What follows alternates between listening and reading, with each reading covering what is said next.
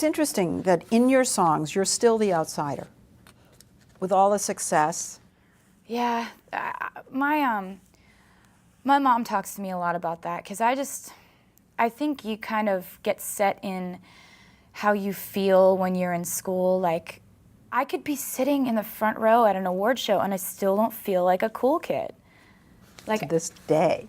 And like you are the ever. cool kid now. And what went through your mind when he came up and then they cut off the...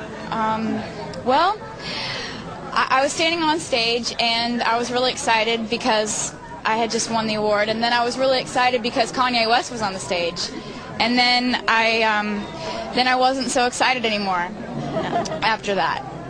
And Taylor, are there any hard feelings towards him? I don't know him, and I've never met him, so. So were you a fan before? Yeah. It's Kanye West. Are you still a fan? I take it now. You know, I don't know him, and I don't want to start anything because I had a great night tonight. Okay. Did anyone give you support backstage? Yeah, I've been getting so many text messages. It's like, and everybody's been really nice. So I've had a really, really fun night. It's been interesting, definitely. It's definitely been an interesting night. How hard was it to coordinate the performance with the subway and all of the The performance dancers? was one of my favorite parts of the night, and especially the fact that it was so fan-oriented, and the fact that the fans were everywhere. It was just wonderful, and I love New York, so I was so excited to be here. Are you going to reach out to Kanye? Huh? Are you going to reach out to Kanye? Thank you guys so much. Just gonna try to have a good night. Thank you so much, guys. Supposed to ring, But I don't want to. I don't want to. Okay, all right. It makes me feel so bad about myself. Every time I come up here, you put like a different dude up there on the screen. There's never been two guys on the screen 2 visits in a row. It's sad. Is your life at all normal? No, No. not at all. What's the most abnormal? The most abnormal thing about my life is having sort of crowds form everywhere you go. And just everywhere. So that starts happening, and then you have to take security everywhere you go. All of a sudden, you realize that you have not been alone, truly, for 5 years. I try not to ever really say where I am the most, because since all my addresses are on the internet, people tend to show up uninvited. Like, you know, dudes that think we have an imaginary marriage. You mentioned that you keep wound dressing with you? Yeah, I've had a lot of stalkers show up to the house armed. So we have to think that way. Do you ever suffer from anxiety dreams? Do you ever have those dreams before a big show where you're fighting clowns or you're wrestling with a lion? Oh my God, yes, Or, anxiety you know- dreams. And also, like, my reality, even when I'm not dreaming, is like peppered with lots of anxiety. Just like ridiculous anxiety. I have a lot of issues with buildings like this because I always feel like someone has bugged the room and is either videoing me or recording me. No, I know, but like dressing rooms and stuff. So that's one of my paranoias. Anxiety dreams, I always have nightmares that I'm being framed for murder. Do you? Yes, and then I'm being framed so well that I can't remember if I did it or not in the dream. Wow. And so that really winds me up. And then I'm just like freaked out for the next couple of days. I mean, if you want to talk about all my like issues with anxiety, we could be here for days. I'd rather not. Okay. That's okay, because this you is, asked the question. Is free, and you I'm didn't not ask a fun question. Would you like to lay down on the couch and You didn't tell me ask all my about your favorite childhood? kind of candy. You asked how many different kinds of anxiety dreams do I have. But you do have them. Yeah, so I let's say have you're in them. a dressing room, you're talking with a friend privately about the fact that you're not sure whether you've murdered someone or not, and then you look up at the little fire alarm thing and you go, could there be a camera There's in a there? red light there, yeah. And there's also the dream that, like, anytime I'm paparazzi'd out, like, which is a lot, I have dreams that night that they're in my room taking pictures of me while I'm sleeping. So, like, Ooh. I'll find myself smiling in my sleep, like, trying to, like, because I think there are people in my room taking pictures of Wow. me. Do people go, are you okay? Not Are you... smiling because I'm happy, smiling because, like, because I think people are taking pictures of me. And does your boyfriend like the way it smells? I don't have one. I keep telling you that. I don't have like even kind of a boyfriend. Not even kind. I don't have someone that I'm texting that's a guy that might someday be my boyfriend. There's like nothing going on right now. That's pathetic. Yeah. Just like You're busy. Yeah, well, You're yeah, very, very of busy. course. What is the craziest thing that a boy has ever done to get your attention? Nobody does anything crazy to get my attention. I don't know. As far as guys, They I don't can't work hard remember. enough, do they? Like, They really don't. I don't know. I can't remember, so I guess, you know, I guess there hasn't been anything. Kind of made Which too is much- good, so it's like easier. The bar's set really low for anyone who I date in the future to come in and be like a great guy. I'll be like, how, you exist? This is crazy. I've been thinking about addiction, and I've been thinking about people who, if they're either suffering through mental illness or they're suffering through addiction or they have an everyday struggle. No one pats them on the back every day, but every day they are actively fighting something. But there are so many days that nobody gives them credit for that. Yeah. And so how often must somebody who's in that sort of internal struggle must want to say to everyone in the room, you have no idea how close I am to going back to a dark place, or you have no idea. You have no idea how hard it is to get to the point where you guys think is still shitty. Yes, and then the second verse is about, you know, someone who felt like they had a lot of potential in their life. I think there are a lot of mechanisms for us in our school days, in high school or college, to excel and to be patted on the back for something. And then I think a lot of people get out of school, and there are less abilities for them to get gold stars. Yeah. And then you have to make all these decisions, and you have to pave your own way, and there's no set class course you can take, and and I think a lot of people feel really swept up in that. And so I was thinking about this person who is really lost in life and then starts drinking, and every second is trying not to. Yeah. One song on the album called Soon You'll Get Better that I can't even really hear, I can't even listen to. She won't talk specifically about her inspiration, but it comes at a time when her mother, Andrea, who was battling cancer, suffered a relapse. It's really interesting because I don't think I have written a song quite like that before, and it's just sort of like, it's just a tough one.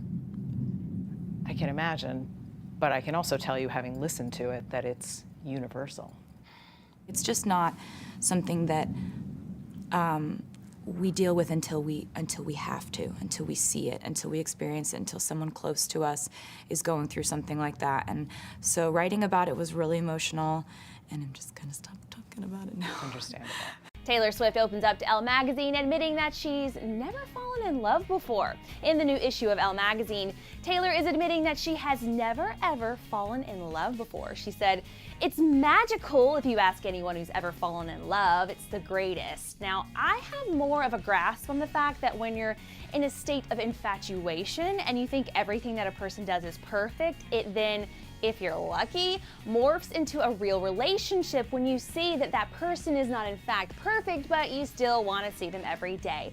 I've never had that. She also says in the mag that she believes that the idea of happily ever after doesn't exist in real life, and that she doesn't see herself, quote, riding off into the sunset because the cameras keep rolling in real life.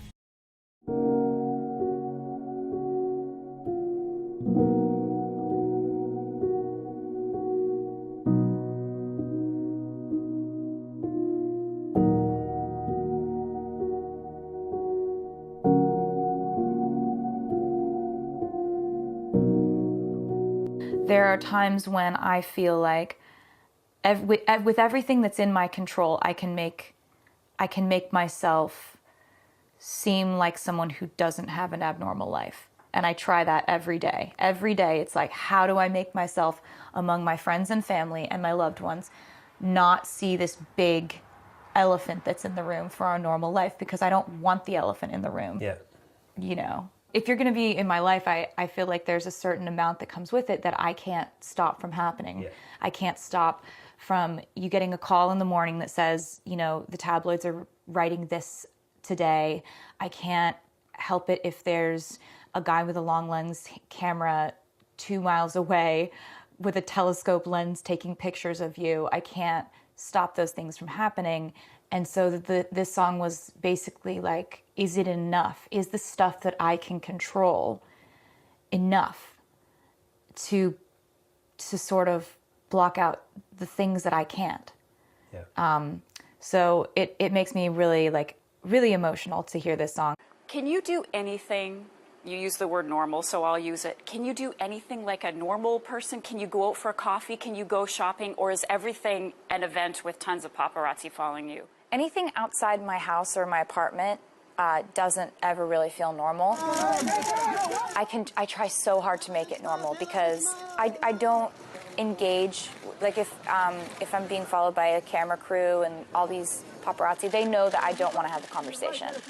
And in New York, they're very respectful of that. Like, they just take their pictures and they say thank you and they leave. I don't want to make it into a press conference. My friends wouldn't want that either. But in my apartment, in my house, we can bake, we can make dinner, we can dance, we can do whatever we want. It's just that it's just a fact that when I'm outside the doors of my apartment, people are watching me, and that's the life that I chose. And you're okay with it? I have days where I am, days where I'm not. You know, like, I don't think anyone has a solid stance on any way that they feel. Like, it's like saying, are you happy every day? You know, I mean, sometimes it feels absolutely stifling and overwhelming, to be honest with you.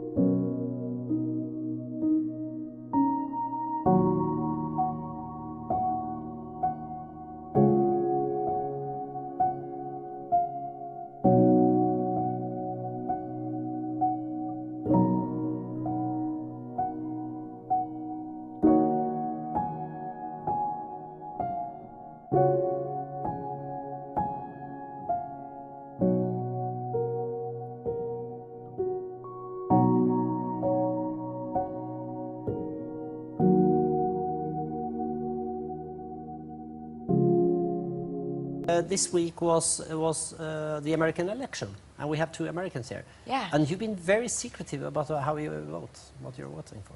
Well, I mean, I just figure I'm a 22-year-old singer, and, you know, I don't know if people really want to hear my political views. I think they just kind of want to hear me sing songs about breakups and feelings.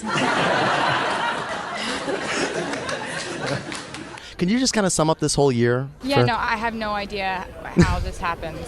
This is like, I mean, and I know that this is probably never going to happen to me again like this. Like, this kind of a year is so rare and so unique. Every album I put out has had its own different kind of feeling for the way that the year has gone. And this is such a unique feeling with Red. Like, the fact that the fans got me to win Artist of the Year for the 3rd time is kind of, to me, hard to even wrap my mind around. Like, I just sometimes I'm so happy I'm scared, if that makes any sense. Like, well, with what you just said, it does make sense, because you don't think you're ever going to be able to achieve something like this again. And why? Because I do that every time I win an award. Like, I just feel like this has got to be it. People are going to get sick of me, clearly. I'm always sick of me. Subscribe to this channel.